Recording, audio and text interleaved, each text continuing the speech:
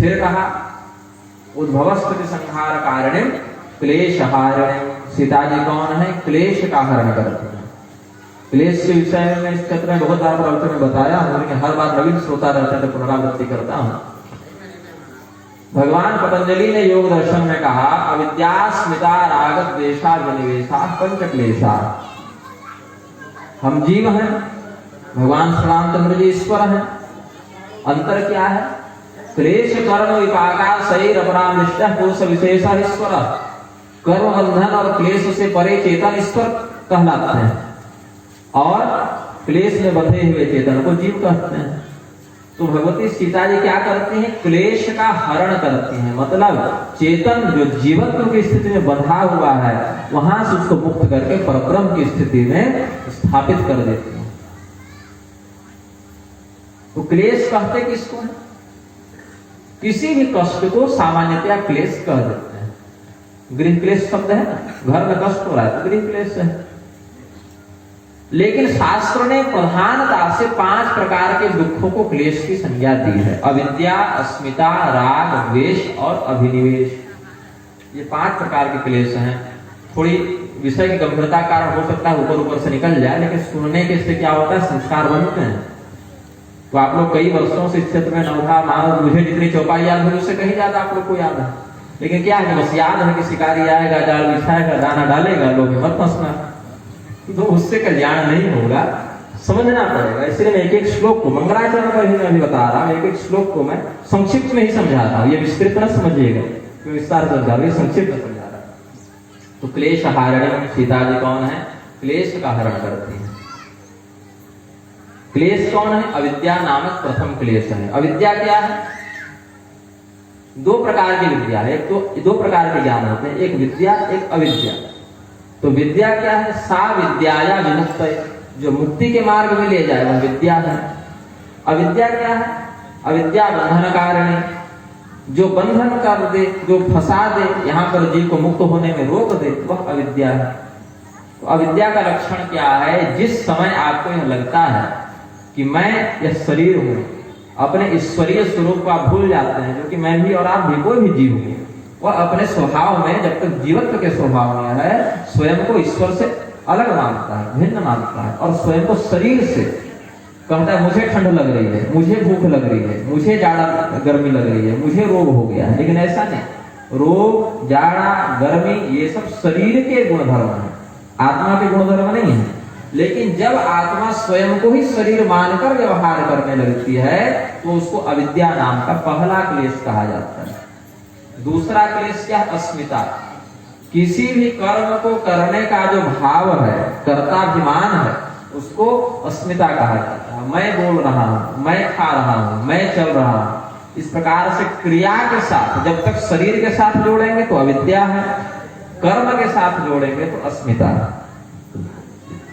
तो क्या हम खा रहे हैं? नहीं, दांत चबा रहा है, जीभ रसनेंद्रिय आस्वादन कर रही है, गला निगल रहा है, पेट पचा रहा है, हाथ में से कौर बना रहा है, तो हम इसमें कहा है? हाथ ने कौर बनाया, दांत ने चबाया, गले ने निगला, जिह्वा ने स्वाद लिया, तो हम तो नहीं है। हमारे हाथ को काट दें, जीभ को काट दें, दांत निकाल दें, हम तो नहीं खत्म होंगे। शरीर भी नष्ट हो जाए तो कहेंगे शरीर नष्ट हुआ, लेकिन सिद्धांत की दृष्टि से आत्मा तो नष्ट नहीं हुई। मतलब भोजन रूपी जो क्रिया है उसमें हम नहीं है। जिस प्रकार से सूर्य के प्रकाश में यज्ञ भी हो रहा है और बलात्कार भी हो रहा है, लेकिन सूर्य को न यज्ञ का पुण्य मिलता है न बलात्कार का पाप लगता है। उसी प्रकार से जब अस्मिता नामक दूसरे क्लेश का नाश हो जाता है तो आत्मा सभी कर्मों से स्वयं को भिन्न समझने लगती है और शुभ या अशुभ, पाप या पुण्य शरीर के द्वारा घटित किसी भी क्रिया को वह भोगता नहीं है, स्वर्ग नरक जाता नहीं है, उसका मोक्ष हो जाता है। इसीलिए भगवान ने अर्जुन को कहा, भगवान को अर्जुन ने कहा था ना शुरू में, मित्र द्रोहे च पातकम अहो बत महत्तापं कर्तुम व्यवसिता वयम यद राज्य सुखलोभेन हन्तुम स्वजनमुद्यताः। पहले अध्याय में कहा अर्जुन कि यह कितना बड़ा दुर्भाग्य है कि हम इतने सगे संबंधियों को मारने के पाप से लिप्त होने जा रहे हैं, बुद्धिमान होकर भी इस कर्म में लिप्त हो गए हैं। तो भगवान ने 18वें अध्याय में जाकर कहा, यस्य नाहं कृतो भावो बुद्धिर्यस्य न लिप्यते। हत्वा अपि इमान लोकान न हन्ति न निबध्यते, कि तुम स्वयं को कर्म का कर्ता मानकर जोड़कर देखते हो, अस्मिता क्लेश से ग्रस्त हो गए हो, इसीलिए ऐसा सोचते हो। जो व्यक्ति तत्व की दृष्टि से, जैसे मैं बैठा हूं आसन पर, आसन से स्वयं को सर्वथा भिन्न समझता हूं, ऊपर जो पंडाल लगा है उससे स्वयं को भिन्न समझता हूं, जानता हूं, तत्व से जानता हूं।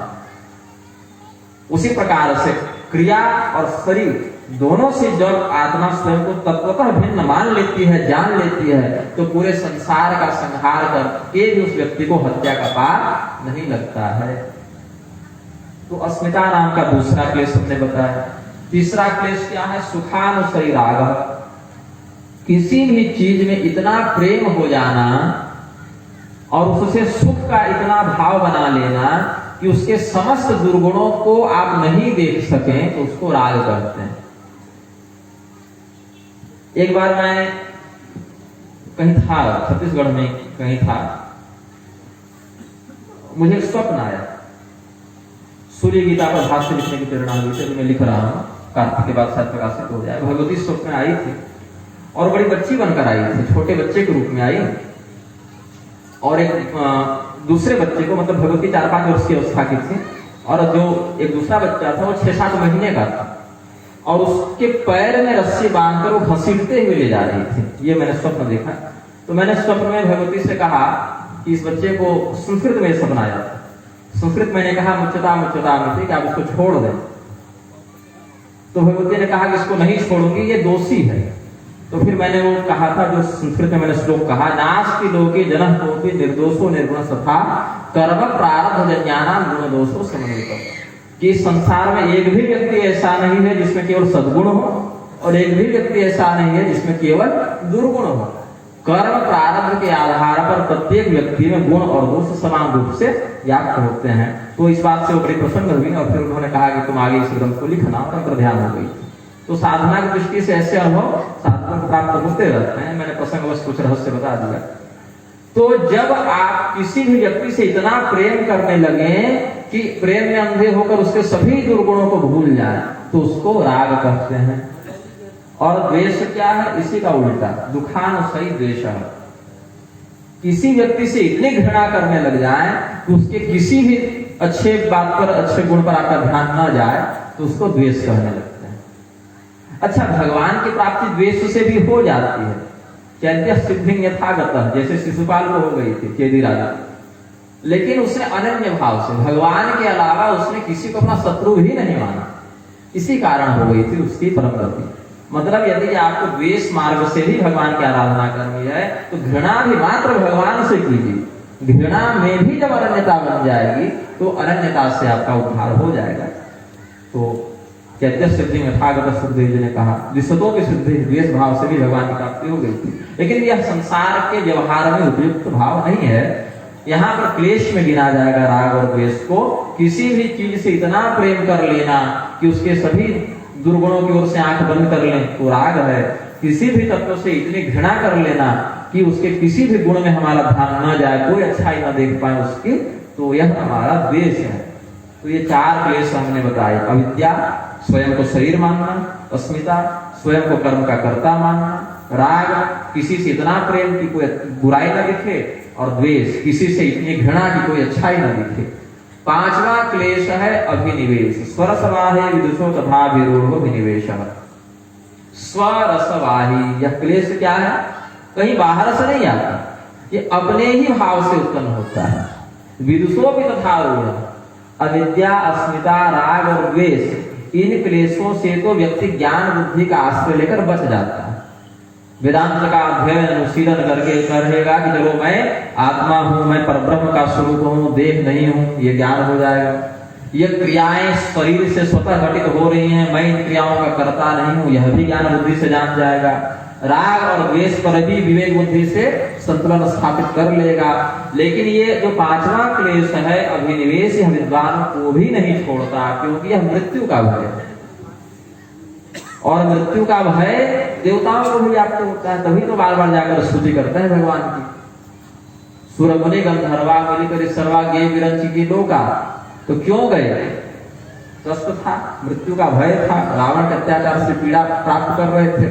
तो यह जो पांचवा कष्ट है, पांचवा क्लेश है, जिसको अभिनिवेश कहते हैं, ये मूर्ख को, विद्वान को, राजा को, रंग को, पापी को, पुण्यात्मा को, कीड़े को, ब्रह्मा को, सबको ये लागू होता है। जब तक एक शरीर के अंदर आप रहेंगे तब तक उस शरीर के नष्ट होने का भय, मृत्यु का भय बना रहेगा। वो व्यक्ति यदि कह भी दे कि मुझे मृत्यु से भय नहीं लगता, तो वह तभी तक यह कहेगा जब तक सामने वह मृत्यु उपस्थित न हो जाए।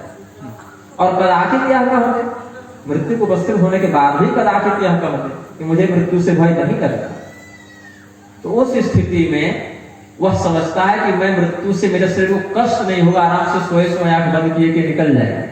यदि उसको थोड़ी प्रताड़ना वाली मृत्यु दी जाए कि पहले नाखून निकालेंगे, फिर एकदम इंची इंची करके काटेंगे, तो वो भी डरेगा मृत्यु से। और उसके बाद भी शरीर को इतनी प्रताड़ना होने के बाद भी यदि वह सिद्धांत में, भाव में दृढ़ होकर कहेगा मुझे मृत्यु से भय नहीं लगता, तो पहचानो कि वह ब्रह्म ज्ञान में सिद्ध हो चुका है। अब यह स्वयं को शरीर से बिल्कुल भिन्न तत्वतः जान चुका है। और ये देवताओं को भी दुर्लभ है, मनुष्यों की तो बात दूर है।